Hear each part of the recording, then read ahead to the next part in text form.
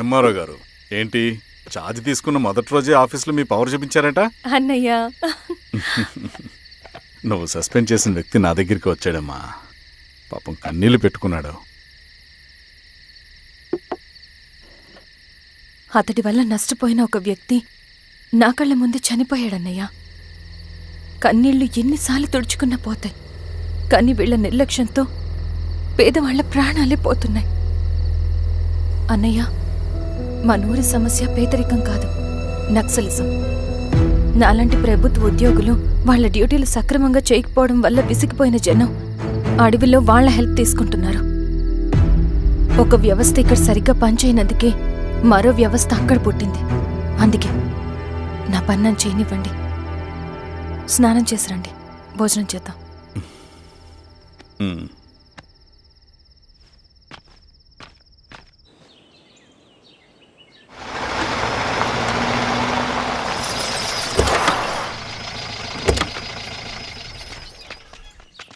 నమస్కారం అమ్మా. నమస్తే. ఇలా రండి. మీ ఊరు నుంచి కొందరు ఎంఆర్ఓ ఆఫీస్లో అప్లికేషన్స్ ఇచ్చారు. తను వాళ్ళ పేర్లు చెప్తారు, వాళ్ళని పిలవండి. అలాగే మేడం. వెళ్ళండి. Madam, coffee. నువ్వెప్పుడు వచ్చావు రవి? మీరు గంటకోసారి కాఫీ కావాలంటారు కదా, మాటి మాటికి వెళ్ళి రావడం ఎందుకని వచ్చేసా.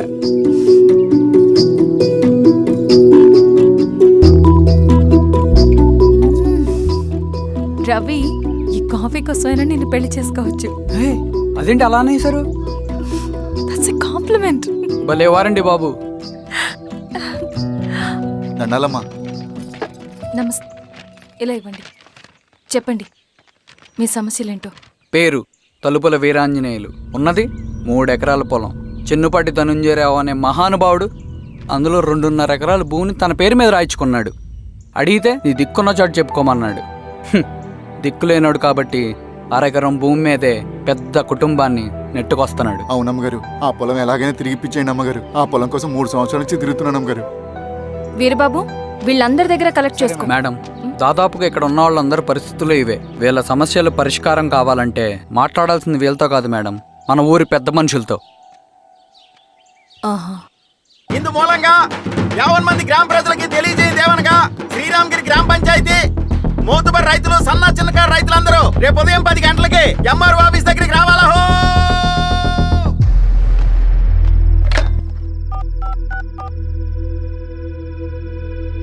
హలో, ఎవరు? నమస్తే బాబాయ్, నేను ఈశ్వర్ రెడ్డి. ఎలా ఉన్నావు? బాగున్నా. చెప్పు బాబాయ్, శిరీష్ ఎంఆర్ ఆఫీస్లో భూ సమస్యల గురించి రేపు మీటింగ్ ఏర్పాటు చేసింది. ఈ విషయం మన వాళ్ళంతా ఎలా తీసుకుంటారో అర్థం కావట్లేదు. అందుకనే మీకు ఫోన్ చేశాను. శిరీష్ చెప్పింది చేయండి, అదే మనకి కలిసి వస్తుంది. సరే బాబాయ్, ఉంటాను.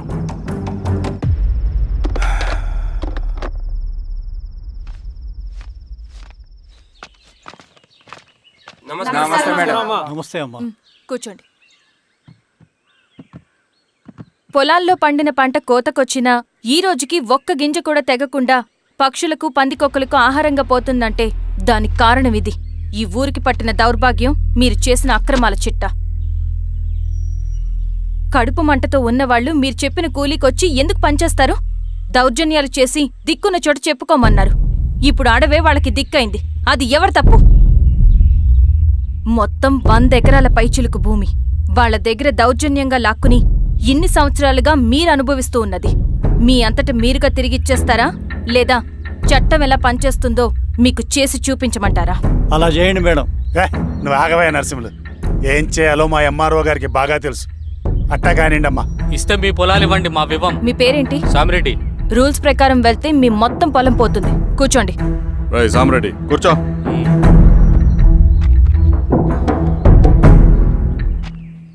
ఏమ్మా, సంతోషమేగా? మరీ నువ్వు అనుకున్నంత చెడ్డవాళ్ళేం కదమ్మా మనోళ్ళు.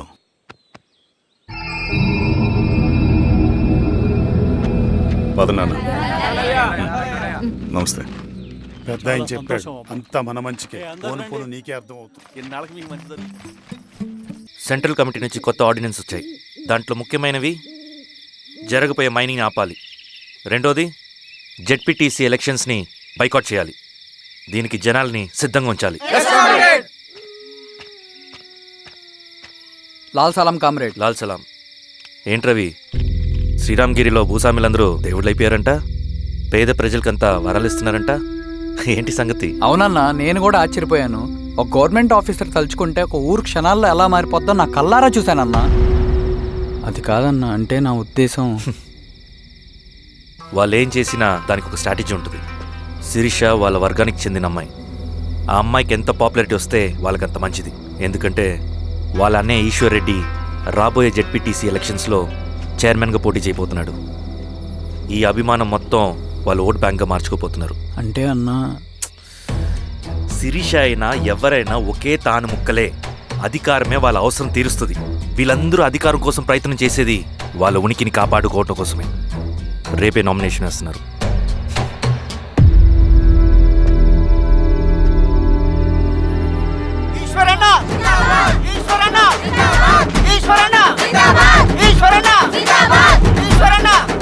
గారు మీ సపోర్ట్ మాకు కావాలి.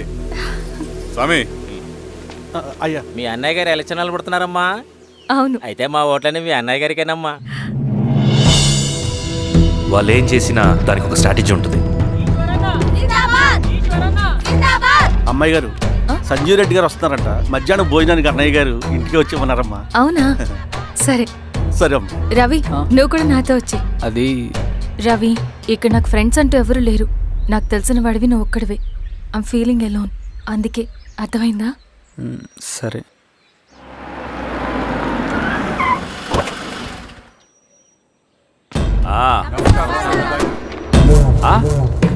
సురా, బాగున్నావా? నమస్తే చెన్నారెడ్డి. నమస్తే. బాగున్నారమ్మా? సుబ్బారెడ్డి, పదండి. ఊళ్ళో మనోళ్ళంతా బాగున్నారు కదా ఈశ్వరా? అంతా బాగున్నారు బాబాయ్. సంతోషం. ఈసారి మళ్ళీ మనం ఏకగ్రీవం అవ్వాలి రెడ్డి. మనకు పోటీ లేదు, మనదే విజయం. సంతోషం. కూర్చోండి.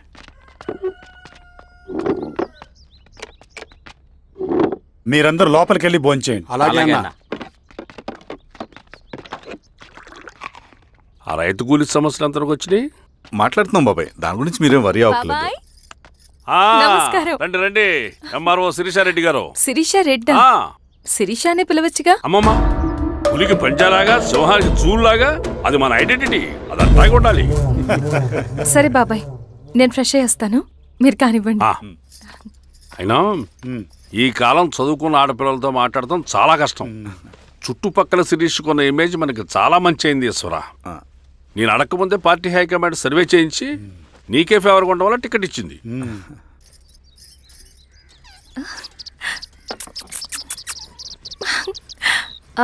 అనేవాళ్ళు ఎక్కడ? బయటికి వెళ్ళారమ్మా. ఓ, బయటికి వెళ్ళారా? రవిని పిలు. అలాగే. మేడం. రవి, రా రా రా, కూర్చో. పర్లేదు మేడం. మేడం ఏంటి? శిరీషానే పిలవచ్చుగా. అది కాదండి, ఎవరైనా కూర్చో. చూస్తే. కూర్చోవయ్యా. ఇది ఆఫీస్ కాదు రవి, మా ఇల్లు.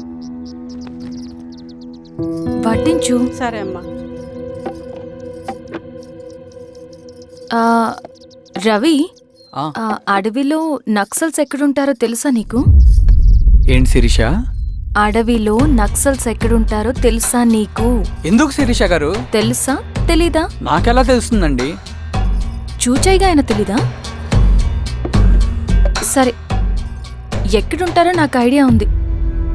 సాయంత్రం ఇద్దరం కలిసి వెళ్దాం. అది కాదండి. నువ్వు వస్తున్నావు అంతే, తిను. ఇది ఎక్కడ కూడా రా బాబు. సడన్ గా నక్సల్స్ అంటుంది, అడుగుంటుంది. కొంప తీసి నా మీద ఏమైనా అనుమానం వచ్చిందే ఏంటి? రవి, ఇక్కడే ఆపొకసారి. ఎందుకు ఇప్పుడు ఈ టైంలో అడ్వెంచర్లు? ఇప్పుడు జరగరాంది ఏమైనా జరిగితే రేపు మీ అన్నయ్యకి తెలిస్తే బాగోదు.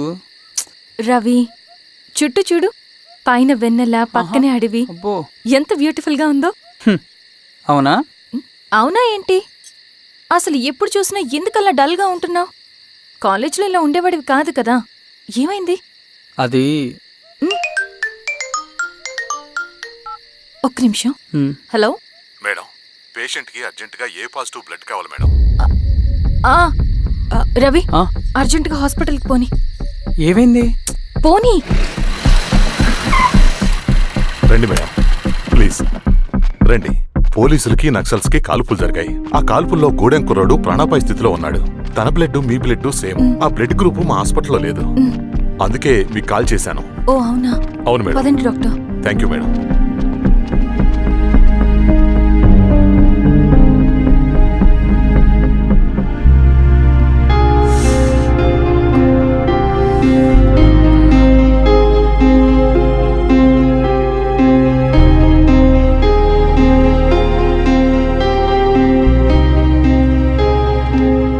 Thank you madam.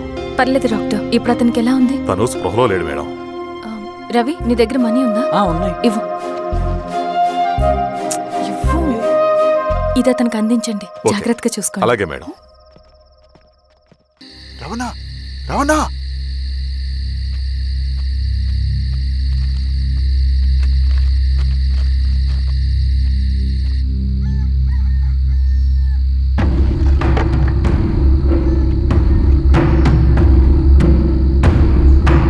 బాబాయ్, బాబాయ్, ఏంటి ఈ టైంలో వచ్చావు?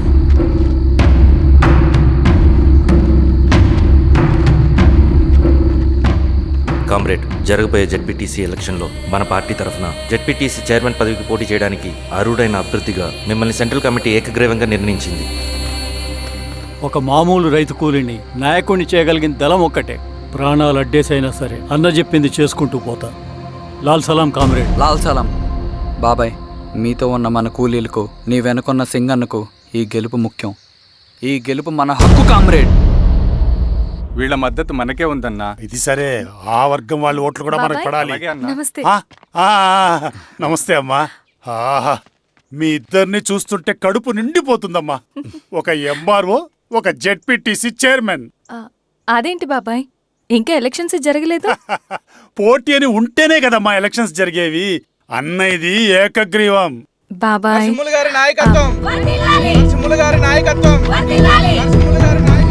ఓ అయితే పోటీ ఉందన్నమాట. స్వామి, కార్తీ, ఆఫీస్కి వెళ్దాం. అలాగే రండి.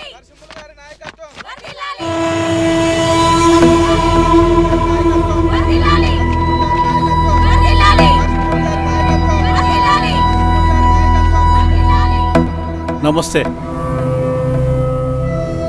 మొన్నటి వరకు కూడా కూలీ రేట్ల విషయంలో కొంచెం ఆట విడుపుగా ఉందామని అనుకున్నాం. ఇప్పుడు ఆ అవసరం లేదు. ఎందుకంటే చట్టసభల్లో మీతో పాటు కూర్చునే అవకాశం మాకు వచ్చింది. అంబేద్కర్ కలలు ఇప్పుడు నిజమవుతాయి. పదండ్రా.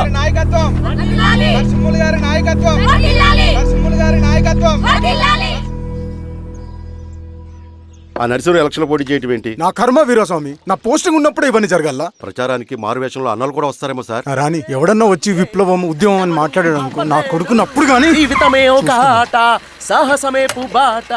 ఎదురే నాకు లేదు, నండెవడు ఆపలేడు. ఎదురే నాకు లేదు, నండెవడు ఆపలేడు. జీవితమే ఒక ఆట, సాహసమే పుబాట. ముసుగు మీద చేయేస్తే మడత పెట్టి కొడతా. నువ్వా? ఎవడరేడు? ఈ తెల్లని గుర్రం శాంతికి సంకేతం. ఈ నల్లని బట్టలు న్యాయానికి చిహ్నం.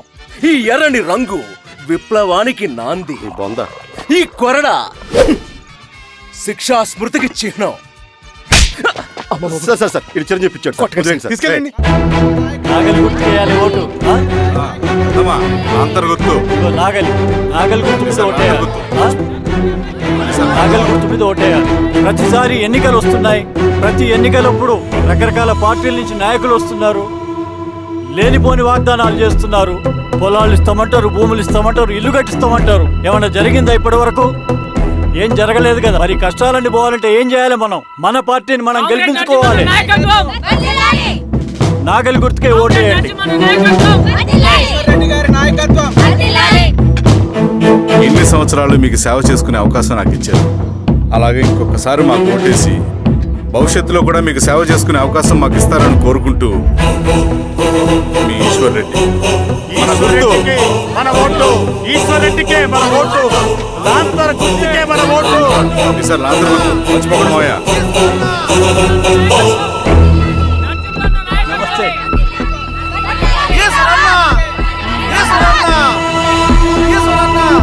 అబ్బాయి, రండి.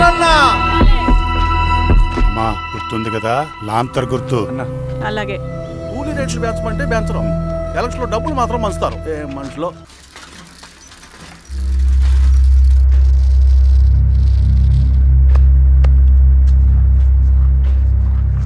చెప్పండి అన్న.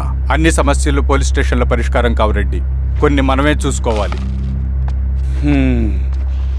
పంట ఎదగాలి అంటే పొలంలో నీళ్లు పారించాలని పెద్దోళ్ళు అంటారు. అదే పంట చేతికి రావాలంటే రక్తం పారించాలని అడవిలో వాళ్ళంటే అట్టే. కానీ ఇందులో మన తప్పేం లేదు, అందుకు మనమేం చేయలేం.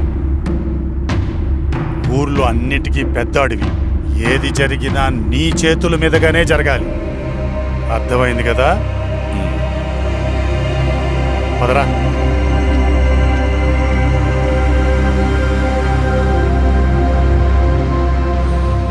బియ్యంలో రాళ్ళున్నాయి, ఏరేయాలి.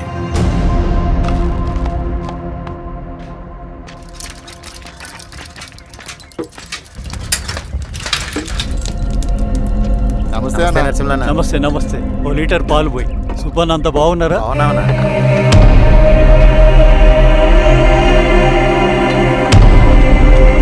వెళ్ళొస్తా.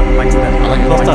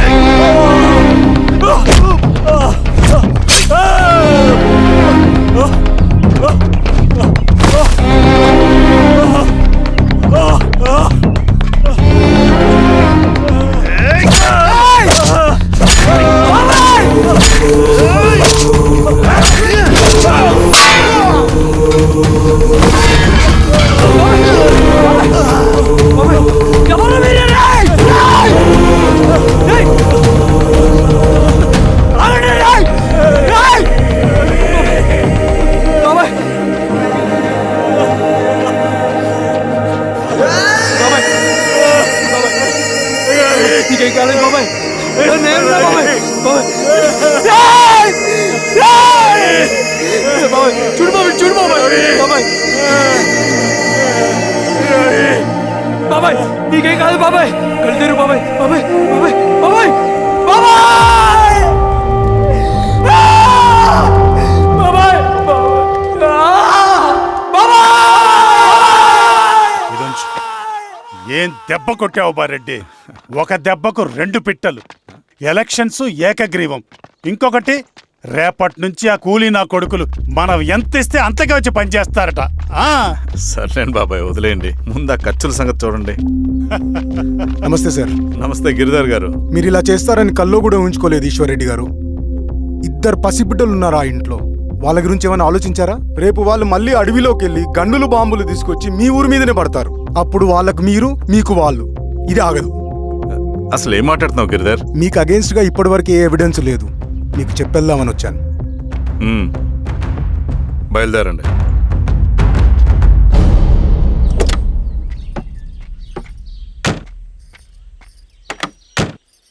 రవి,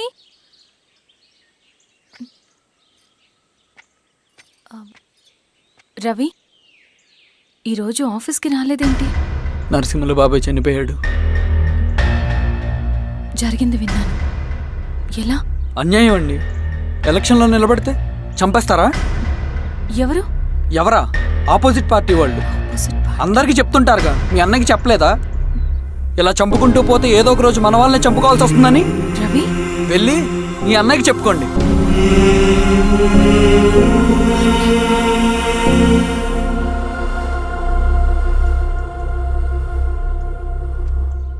అన్నయ్య,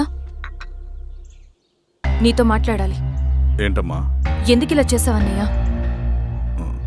ఊరంతా సరే, నువ్వు కూడా నన్ను తప్పడుతున్నావమ్మా. ఇందులో తప్పు పట్టడానికి ఏముందన్నయ్యా? నిన్న నా కళ్ళతోనే చూశాను. స్వామి కారాపు దానికి పద.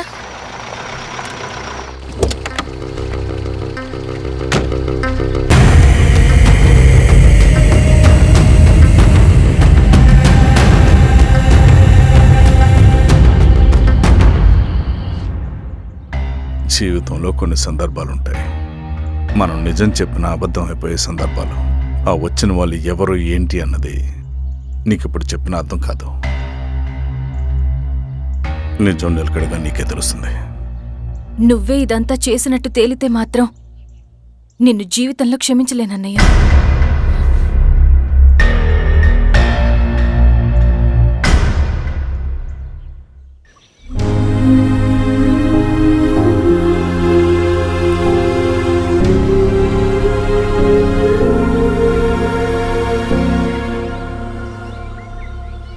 Comrade Narasimhanna, comrade Narasimhanna, comrade నరసింహన్న.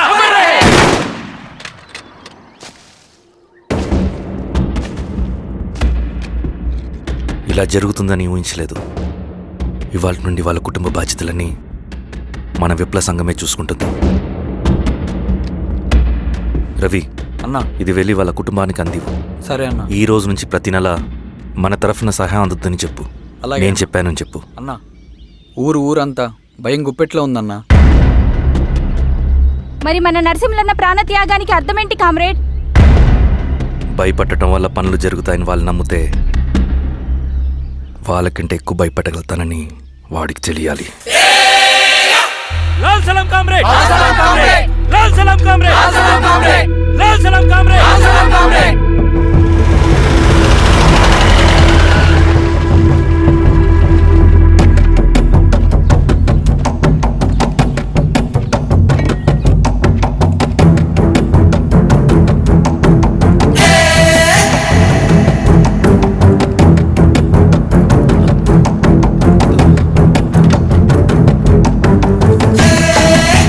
మీరు ఏంట్రాది?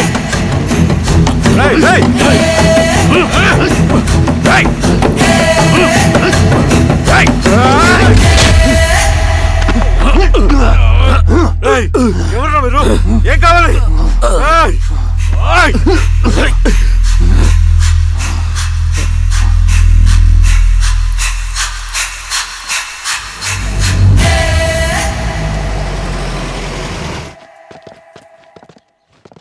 సార్, మన పోలీస్ టీం అడవంతా జల్లెడ పడుతున్నారు sir. You don't worry sir.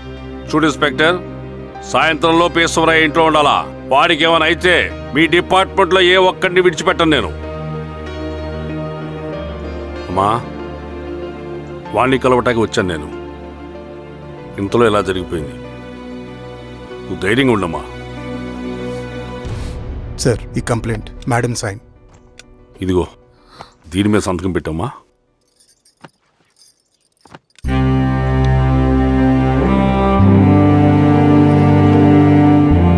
వెళ్ళండి, ముందెళ్ళి అప్పని చూడండి.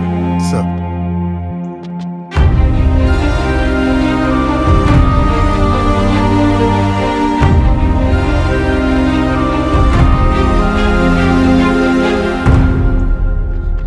అయ్యా అయ్యా అయ్యా, మన పొలంలో అయ్యా. ఏమైందిరా? ఈశ్వర్య శవం శవం శవం. చల్లారెడ్డి, ఆ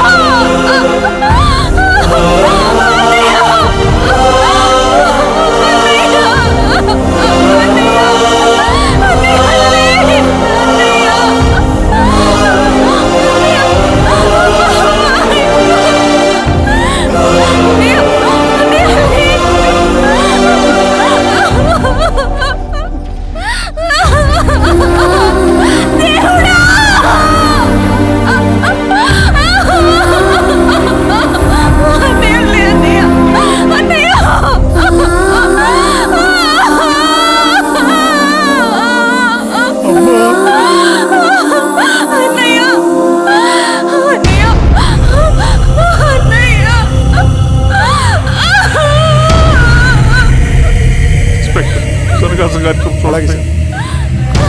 మీరే సార్ మీరు క్లియర్ చేయి. మీరందరూ జరగండి మా పక్కకి.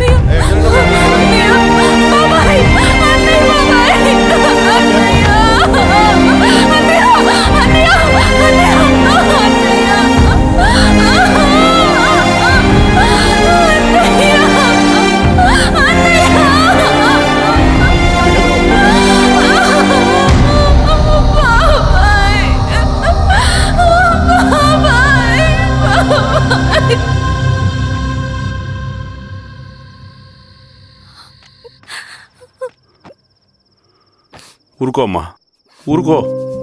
నలుగురికి మంచి చేయాలన్నది మీ అన్నయ్య కళ.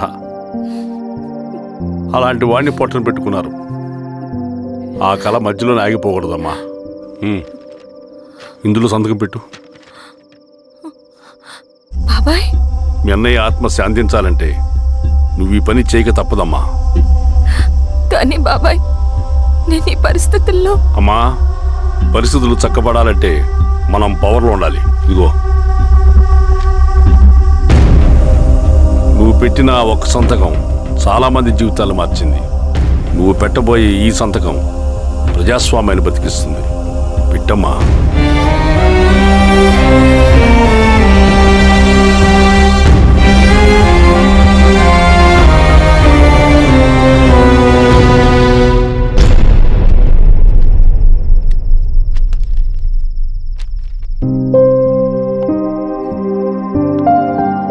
వెళ్ళొస్తాను.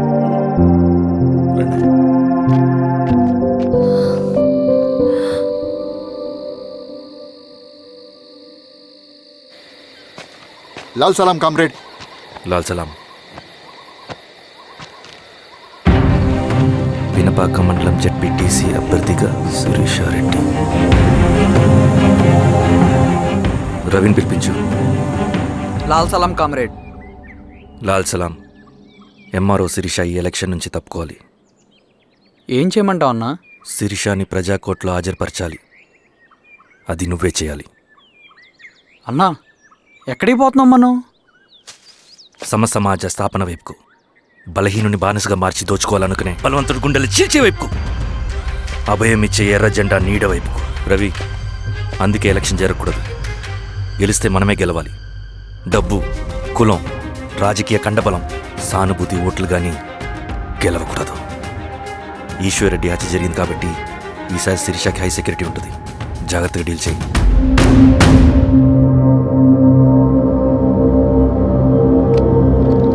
ఇక్కడ విప్లవ లక్ష్యాలకే తప్ప ఎమోషన్కి చోట్లేదు రవి. హత్యకి గురైన నరసింహులకు 2 పసిబిడ్డలున్నారు. అలాంటి ఎందరో పసిబిడ్డల భవిష్యత్తు కోసం మనం ఇచ్చేసినాం రవి. రవి, సెకండ్ వరల్డ్ వార్లో జర్మన్ సైన్యం స్టాలిన్ కొడుకుని బంధించింది. తమ జనరల్స్ని వదిలిపెడితే గాని నీ కొడుకుని వదిలిపెట్టమని బేరం పెట్టింది. స్టాలిన్ ఏం చేశాడో తెలుసా? దేశం కోసం తన కొడుకుని వదిలేసుకున్నాడు. కానీ జనరల్స్ని వదిలిపెట్టలేదు. అది కమిట్మెంట్ అంటే. అదే కమిట్మెంట్ నీకు మన ఉద్యమం పట్ల ఉంటే వెళ్ళి శిరీషను తీసుకురా.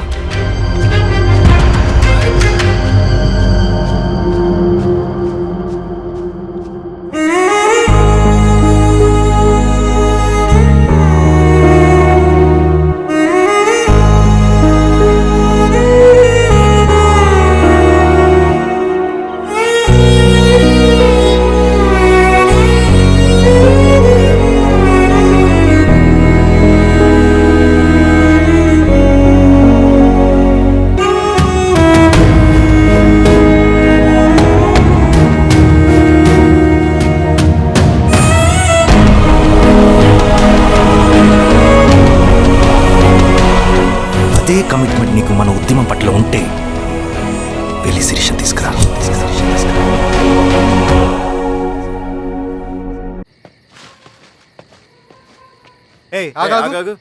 సార్, రవి మనోడేరా? వెళ్ళు. అమ్మా, భోజనం తీసుకురమ్మంటారా? నాకేమొద్దు. భోంచేయకపోతే ఆరోగ్యం పాడవుతుంది శిరీష. నువ్వు వెళ్ళి తీసుకురా అమ్మా. సరే. రవి, నాకు ఒక మంచి కాఫీ చేసిస్తావా? తలనొప్పిగా ఉంది. చేసిస్తా కానీ తర్వాత నువ్వు భోంచేయాలి.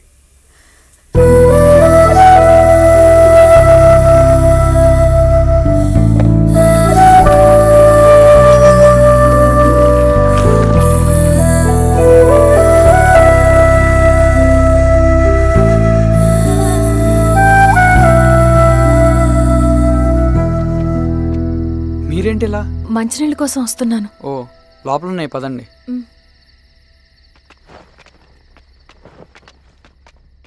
ఇదిగోండి మంచినీళ్ళు.